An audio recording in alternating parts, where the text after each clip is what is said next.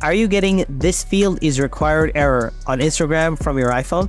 If you're getting "this field is required" error while logging in or resetting your Instagram account from your iPhone, then don't worry. Follow these easy steps to fix the issue. Well, "this field is required" error means you have to enter the verification code in order to log in to your account. But if you are not getting the code, then solution 1. Make sure you haven't turned on the Do Not Disturb mode.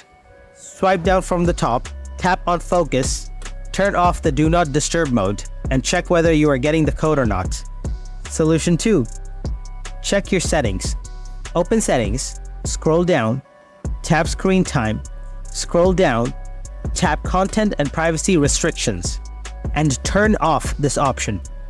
Go back, scroll down, tap Messages, make sure the iMessages is turned on. Scroll down and enable Send as SMS. After doing these steps, hope you will get the verification code and your problem will be solved. Now, if you still have anything to ask, please ask me in the comment section. And as always, thanks for watching.